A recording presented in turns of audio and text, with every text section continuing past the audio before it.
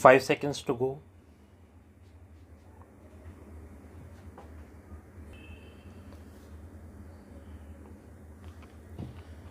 Start.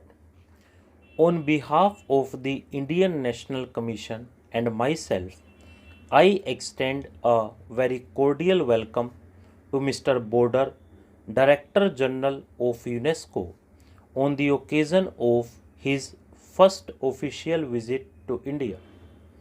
The welcome is greater as we have been expecting him since last year, and the disappointment felt at his inability to fulfill his engagement then has accentuated our pleasure in finding him in our midst today.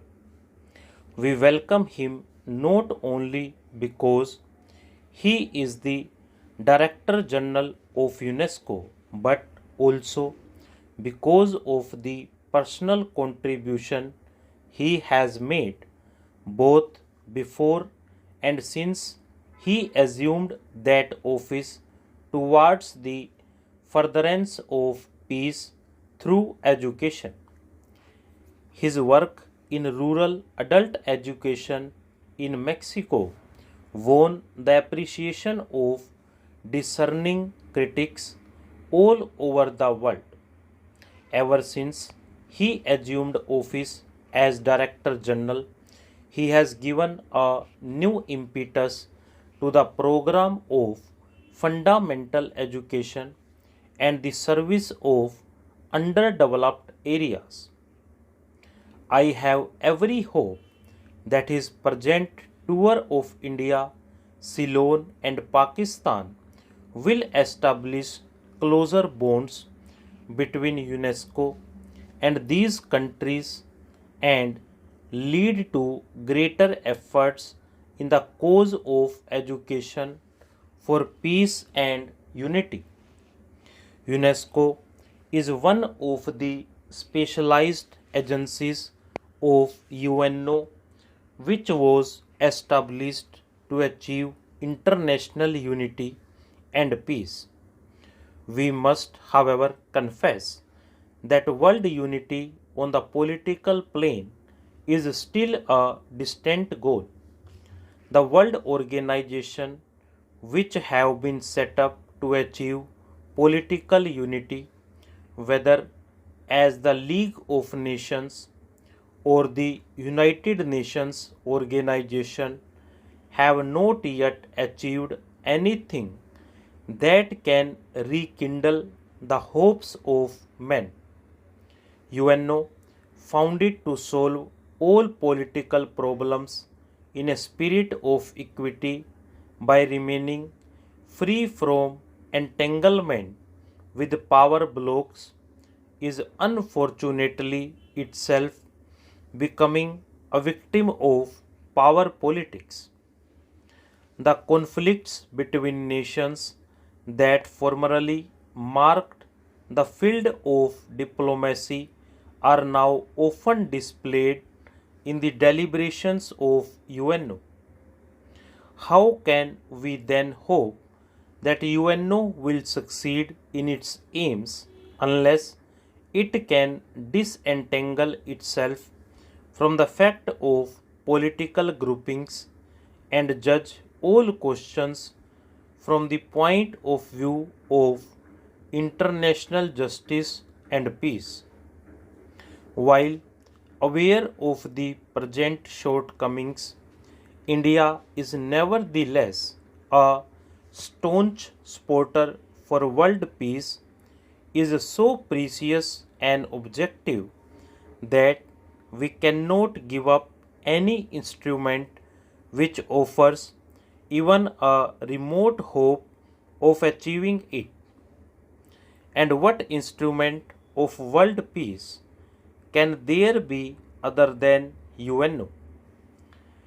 If therefore in this troubled world we can find any gleam of hope for unity and peace, it can be only through the activity of UNESCO.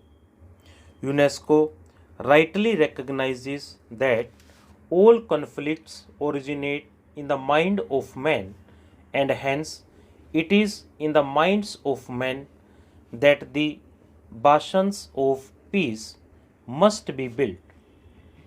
The emphasis here is on the cultural unity of mankind, to which different countries and different peoples have made their contribution.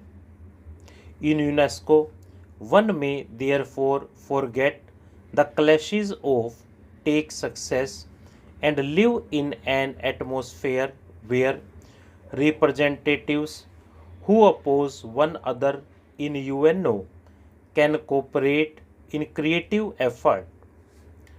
I may cite as an instance the political differences which have divided our country from South Africa. India has rightly sought the help of UNO to remove discrimination and racial inequality that prevail in South Africa, but in UNESCO we find that the representatives of South Africa cooperate with the representatives of India in advancing the cause of education, science, and culture. Education is basic to the creation of an atmosphere in which human beings can meet one another on a plane of friendship and equality, and we are particularly happy that the direction of UNESCO is today in the hands of one who has identified himself with the furtherance of these ends. Mr. Director General, you will perhaps agree with me that men and women of the present generation have been brought up in an atmosphere of such national exclusiveness that they cannot be expected to achieve world unity and world citizenship easily. They have been trained to think on lines which make it difficult to transcend the limitations of race, class, or nationality. If, therefore, we are to achieve world unity, and all agree that without such unity the future of man is dark, all our efforts must be concentrated to educate the future generations for world citizenship. If from their earliest days the children of today are trained to think of one another in terms of unity and brotherhood, they will, when they grow up, develop an attitude of mind in which the present conflicts will become unnecessary and unreal.